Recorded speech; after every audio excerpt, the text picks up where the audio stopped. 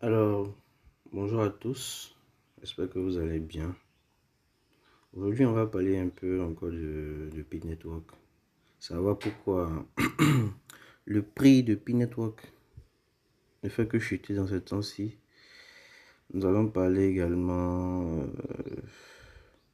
des difficultés que rencontrent les commerçants.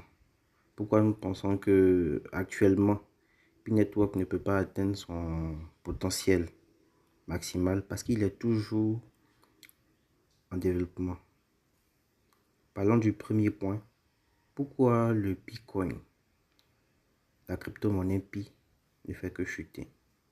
Alors nous allons nous rendre sur le site OKX, OKX, pour bien comprendre. On voit ici des bougies sur le graphique là, qui sont représentées par des journées. Donc la première bougie qui commence à partir de 0,1 jusqu'à atteindre les 2 dollars et à tenter de partir vers les 2,50. Ah, c'était en une seule journée. Et là, des bénéfices ont été pris. Et après encore, le cours a continué de monter. Et cette image-là, comment est-ce qu'on peut la comparer à quelque chose de réel? Vous voyez, quand une personne est en train de grimper une montagne, telle la montagne est haute. Donc celui qui grimpe la montagne fait quoi? Il grimpe, il grimpe, il grimpe. Et à un certain moment, il prend de l'élan. S'il a une petite grotte au niveau de la montagne, il va là-bas pour se reposer. C'est pareil. En trading, c'est pareil. Après une forte montée, on a forcément besoin que le cours respire un peu avant encore de repartir. Ça, c'est toujours comme ça. C'est toujours comme ça. Mais actuellement, il y a des personnes qui prennent le malin plaisir de se moquer et puis Network est en train de baisser et tout. Pourtant, c'est normal. Il n'y a rien vraiment d'anormal dans ce qui est en train de se passer actuellement. Tout est normal. Il y a des personnes qui ont investi à partir de 0,1. Il y en a qui ont investi à partir de 0,5. Et lorsque les 3 dollars ont été atteints, ils ont pris des bénéfices. Beaucoup de gens ont pris des bénéfices. Parce que regardez, de 0,5 à 3 dollars, le coût a été multiplié par combien? Les gens se sont fait beaucoup de bénéfices. Et actuellement, qu'est-ce qui se passe?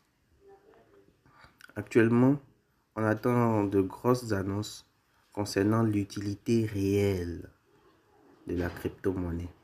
Parce que la crypto-monnaie, pour le moment, n'a pas encore démontré son utilité réelle dans le monde dans lequel nous vivons.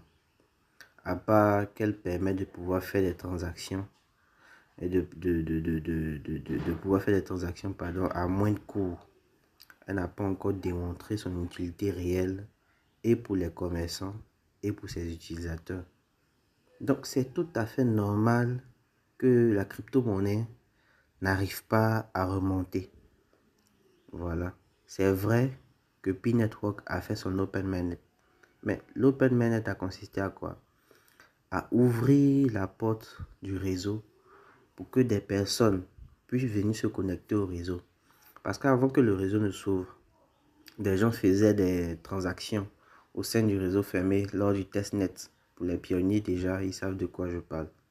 Et quand on ouvre maintenant le réseau, on connecte les entreprises. Mais quand vous ouvrez la porte d'une pièce à une foule immense, qu'est-ce que vous devez faire? On va commencer d'abord par organiser l'entrée des personnes dans la salle et à les faire asseoir. C'est actuellement ce qui est en train de se passer. Et cette installation des différentes entreprises, des différents commerçants, des différentes marques qui sont actuellement en train de rentrer dans le réseau se fait par quoi? Par l'achat d'un nom de domaine actuellement qui a été lancé par la communauté, par la core team. C'est de ça qu'il s'agit. Et une fois que on aura installé toutes ces personnes-là, il y aura maintenant un système normal où l'on pourra venir acheter des domaines et puis faire partie, connecter son entreprise ou bien son commerce au réseau. C'est comme ça que ça fonctionne. Pourquoi nous disons que le P-Network n'a pas encore montré l'utilité réelle de son réseau? Bon, actuellement, l'utilité que nous faisons du réseau Pi, c'est de l'utiliser pour pouvoir envoyer de l'argent à moins de coûts. Mais il est important aussi de reconnaître quelque chose. Il y a un événement capital lors des testnets et de l'Open Mainnet. C'est le Pi-Fest. Le Pi-Fest qui consiste à faire des transactions, des achats et des ventes basées sur l'échange de marchandises et de crypto-monnaies Pi. Mais qu'est-ce qu'on constate? On constate que la crypto-monnaie Pi est trop volatile. Qu'est-ce que ça veut dire? Ça veut dire que le prix du Bitcoin change très rapidement. Mais pour un commerçant qui actuellement achète son produit à, je sais pas, à 2 dollars, ou bien, je sais pas, à 5 ou bien 10 dollars, et il décide de vendre son produit lorsque Pi était par exemple à 2 dollars. Il décide de vendre son produit qu'il achetait à 10 dollars à 5 Pi, vu que le Pi fait 2 dollars. Et remarquez quelque chose, il y a de cela quelques jours, le prix de Pi était à 2 dollars. Et aujourd'hui, le prix se retrouve à 0,9. Mais cette personne qui est venue, qui dans la vie réelle paye des impôts, paye ses salariés, a des charges et doit même retirer l'argent de sa marchandise pour pouvoir renouveler son stock, se retrouve finalement face à des pertes énormes.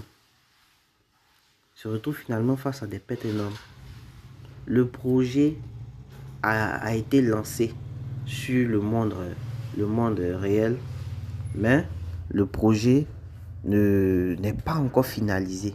Quand je dis n'est pas encore finalisé, il n'est pas totalement opérationnel.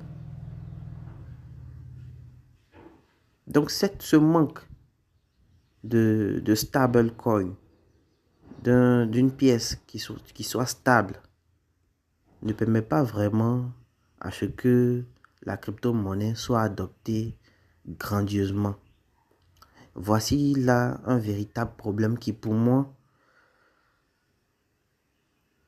fait de telle sorte que le réseau Pi ne puisse pas utiliser son plein potentiel.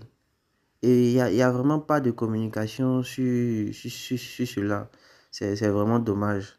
C'est vraiment dommage. Je pense que même si la core team sait où elle va, elle devrait avoir à communiquer très souvent. C'est très important. Maintenant, pour le moment, vu que nous n'avons pas de stablecoin qui puisse rassurer les vendeurs du fait que lorsqu'il vend par exemple sa marchandise en Pi, il ne paie pas et son capital et son bénéfice. Le fait qu'on n'ait pas ça soit vraiment un grand problème. Mais pour le moment, qu'est-ce que nous pouvons faire? Il est important de noter que même si le réseau n'est pas complètement fonctionnel, il y a une forte demande actuellement sur le réseau.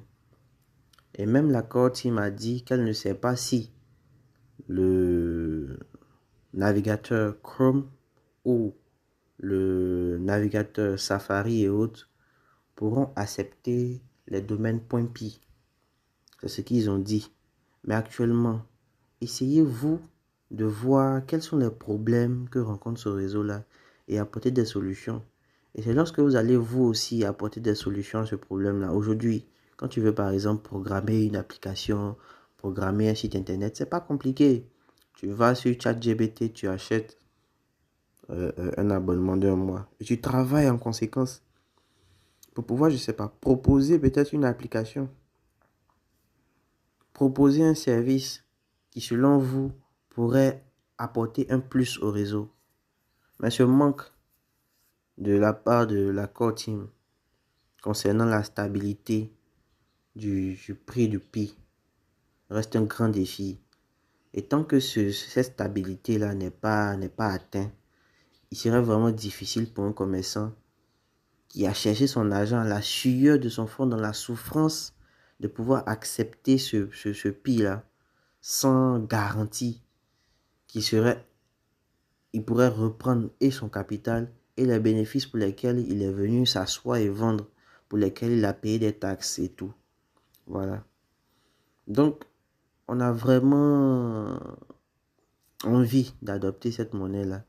Mais il faut peut-être de reconnaître que cette pièce-là, on ne dit pas elle n'est pas utile actuellement, mais elle a quelques manquements qu'il faudrait d'abord qu'elle puisse résoudre.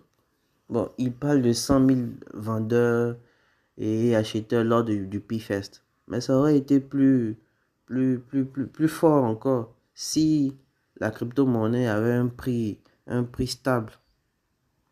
Donc vous, à votre niveau, pour le moment, vous ne pouvez peut-être pas accepter Pi pour pouvoir faire vos achats ou bien pour pouvoir faire vos ventes. Mais qu'est-ce que vous pouvez faire à votre niveau? Tu as un restaurant. Qu'est-ce que tu peux faire? Mais commence à acheter un nom de domaine sur Pi. Va inscrire ton restaurant sur Map of Pi.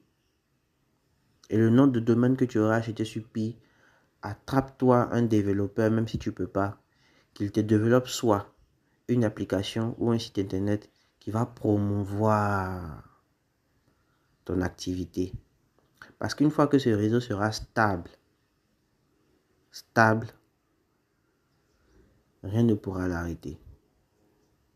Rien ne pourra l'arrêter. Alors, c'était cette petite vidéo là pour vous expliquer d'abord pourquoi le prix du Bitcoin chute et qu'est-ce qui aujourd'hui fait que le P-Fest n'a pas pu atteindre son plein potentiel. Donc, je vous dis à la prochaine.